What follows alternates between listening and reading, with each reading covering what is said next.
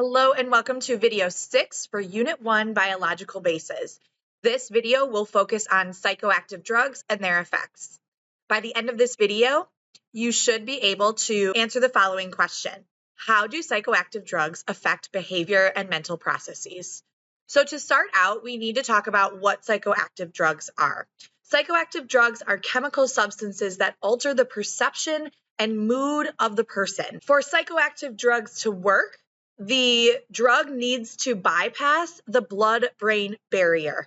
And this is a border of blood vessels in the brain that don't allow the blood of the peripheral nervous system to have an impact on the central nervous system.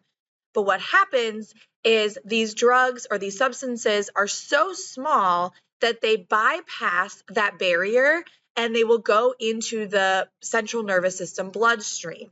This in turn affects the perception and consciousness. Agonists, remember from our neuron video, are any substance that mimic the effects of neurotransmitters. For example, opioids or things like heroin mimic the effects of our body's natural painkiller, endorphins. Antagonists, on the other hand, are going to block neurotransmitters. So they are not going to allow the neurotransmitter to fire or to send its message. An example of this would be Botox. Botox is going to block the effects of the neurotransmitter acetylcholine, making you unable to contract your muscles wherever the Botox is injected. When someone is taking a drug, they will often have to take more and more and more for the effects to make a difference. This is what we call tolerance. Tolerance, essentially our body getting used to that drug. When you first start taking that drug, you're going to need only a very small amount for it to take effect. As you start taking more and more, however, you're going to need a larger and larger dose of that drug in order to really feel its effects. Let's use caffeine, for example.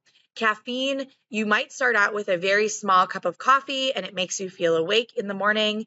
But as you continue to drink coffee, you're going to need more and more of it to start feeling more alert. Drug dependence technically means that the body adapts to repeated use of a drug. For example, the body is no longer going to produce the naturally existing neurotransmitter that is being replaced by the drug. So if a person is a heroin user, their body is going to ultimately stop producing endorphins because the brain is lazy and does not want to do extra work. Often this gets to the point of withdrawal symptoms when you stop taking the drug. Drug dependence can be both physical and psychological. Physical dependence is what I just explained, this idea where our body actually needs the drug because it's no longer producing that neurotransmitter that is naturally existing. However, we can also have what is called psychological dependence. And this is where the person is going to be moody, feel kind of off if they don't have the drug. For example, if a person is addicted to coffee, they might feel extra cranky on days when they don't have coffee or when they haven't had their coffee yet. In 2013, with the release of the DSM-5, we now have one diagnosis for someone with a drug addiction, and that is substance use disorder. What this means is that someone no longer has to be experiencing withdrawal symptoms in order to be diagnosed with substance use disorder. In the past, the person had to not only show signs of dependence upon the drug, but also show signs of withdrawal symptoms. This is no longer required. The person is only required to show dependence upon that drug. Again, I talked about withdrawal is the idea of your body showing signs that it needs that drug. There's both physical and psychological withdrawal symptoms. Physical withdrawal symptoms can include things like nausea, headaches, physical pain, or shaking. Psychological withdrawal symptoms will show signs of crankiness, moodiness, impulsivity, or feeling down. The three categories of drugs we're going to talk about in this unit are depressants, stimulants, and hallucinogens. And we are going to give examples of each of these three types of drugs. So it's important to know the difference between the three. We're going to start with depressants. And depressants, like the name says, depress our nervous system, meaning they slow things down. Examples of depressants are alcohol and opiates. Alcohol in low doses relaxes the drinker by slowing down the sympathetic nervous system. So it lowers your inhibitions and judgments. This means that when someone actually seems like it's kind of making them crazier, it's because their judgment and their inhibition is lowered. So they're not able to make a proper decision when drinking a small dose of alcohol. In high doses of alcohol, a person will experience a slowed reaction time, speech slurring, and skilled performance deterioration, meaning you cannot drive a car or do the sport you might be really good at. Alcohol also affects memory by disrupting the processing of recent events into long-term memory. This reduces self-awareness and focuses one's attention on the immediate situation rather than further consequences. Generally, it takes about 1 hour to metabolize the alcohol in one drink, which is about 1 ounce of 80 proof liquor, 4 ounces of wine, or 12 ounces of beer. Women metabolize alcohol a lot more slowly than men. So if a woman and a man of the same weight consume the same amount of alcohol, the woman would be more intoxicated than the man because of the way that their bodies are composed.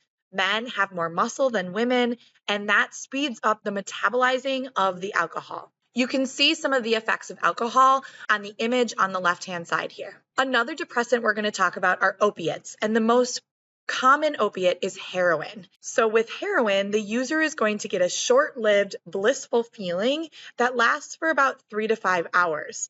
This is followed by a craving for another fix. And this leads to the progressively larger doses that are required in order to get that blissful feeling. Opiates are agonists for endorphins. So the body is going to stop producing endorphins naturally. And when the person is going to experience physical withdrawal, the person will actually feel physical pain when they shouldn't be feeling pain. This is what leads to the dependence upon heroin to take away the pain. You can see the effects on the body of heroin over on the right-hand side here. The next type of drugs we're going to talk about are stimulants. Stimulants are the opposite of depressants. Depressants slow down our nervous system. Stimulants are actually going to heighten our nervous system activity. Stimulants are going to increase heart and breathing rates and other autonomic functions to provide energy to the body. Caffeine is considered the most widely used psychoactive drug. It increases our alertness and improves mood by mimicking adenosine, a neurotransmitter. So that means caffeine is an agonist.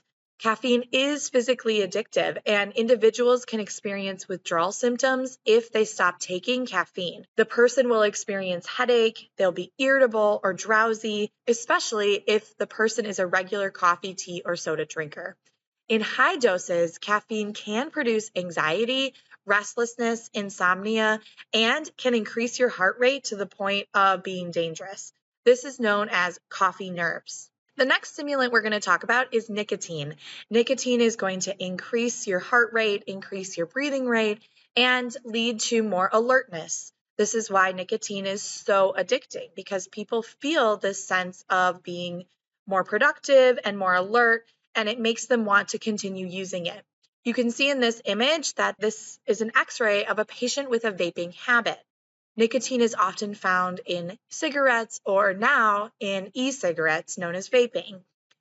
Cigarettes and e-cigarettes can contain dangerous chemicals that lead to lung damage, which could eventually lead to pneumonia, fluid in the lungs, inflammation, or even cancer. The next drug we're going to talk about is cocaine. Cocaine is an illegal stimulant derived from the coca tree. Derivatives of cocaine also include Novocaine, which is used as an anesthetic in dentistry most often. When cocaine is inhaled or snorted, it reaches the brain in minutes, producing an intense feeling of euphoria, mental alertness, and self-confidence, which lasts for several minutes, usually about 10 to 30 minutes if someone is a binge user. Cocaine is going to block the reuptake of dopamine, which means that there is more dopamine flooding into the body and flooding into our nervous system, which leads to this pleasure sensation. Ecstasy, MDMA, or Molly as it is called on the streets, is a stimulant and mild hallucinogen. Ecstasy is going to increase empathy, peacefulness, and a person feels calm or relaxed, yet they also seem to have an unending supply of energy. This is why it is a popular club drug. The immediate dehydrating effects combined with the prolonged physical activity like dancing actually causes this person to risk severe overheating and increased blood pressure and even death.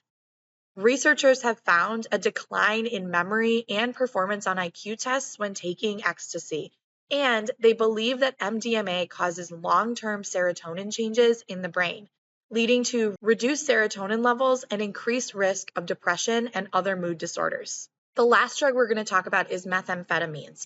Methamphetamines are illegal drugs manufactured in street laboratories that are either smoked or injected. As with all amphetamines, after using for a while, the person is going to crash and they'll exhibit withdrawal symptoms, including symptoms of fatigue, deep sleep, intense mental depression, and increased appetite. Methamphetamines are highly addictive, and the after effects include irritability, insomnia, hypertension, seizures, periods of disorientation, and occasional violent behavior. In addition, if the person is smoking meth, you can see the effects that it can take on the person's mouth or teeth. Over time, it appears that methamphetamine reduces the baseline of our dopamine levels, leaving users with permanently depressed functioning and moods. The final category of drugs that we're going to talk about are hallucinogens. Hallucinogens, or psychedelics, are mind-manifesting drugs that distort perceptions and evoke sensory images in the absence of sensory input. So we can experience hallucinations in any sensory format. You can see things that aren't actually there, hear things that aren't actually there. You could smell or taste things that aren't actually present. So hallucinogens are going to be drugs that produce hallucinations. The first we're going to talk about is LSD, or acid. LSD is one of the most powerful drugs known. It only takes 1/1,000,000th of an ounce to produce altering effects. This was first synthesized from rye fungus by a Swiss chemist in the late 1930s. He accidentally ingested a minuscule amount of the substance, having the first LSD trip ever. A trip usually lasts between 6 and 14 hours, but the effects vary greatly from person to person. Some things that a person will experience during an acid trip might be visual distortions and hallucinations. Their emotions might be very intense and unstable, and they can have impaired thoughts. Some people experience what are called bad trips. This is where the person is experiencing terrifying hallucinations. Often the user is in a state of panic. They feel as they will go mad and never come out of this trip. Some have ended tragically in accidents, death, or even suicide. One of the scariest parts of LSD is that people can actually experience what are called LSD flashbacks. And this is when the person has a sudden, brief recurrence of the trip weeks or even months after the use of LSD. This can occur even after just one use. The final drug we're going to talk about is marijuana. Marijuana produces a feeling of elation, it promotes relaxation, it relieves inhibition, relieves anxiety, and increases sensitivity to sights, sounds, and touch, which causes your sense of time to be disoriented. THC, or tetrahydrocannabinol, is the ingredient that produces the high, and it remains in the body long after use. 10% of THC remains in your system 7 weeks after its initial use. Some of the effects are impairing attention, your coordination, it slows reaction time, interferes with concentration, logical thinking, ability to form new memories, and the ability to hold in mind what is said. Chronic use of marijuana can lead to a loss of motivation and general apathy. It can also cause respiratory damage faster than cigarette smoking.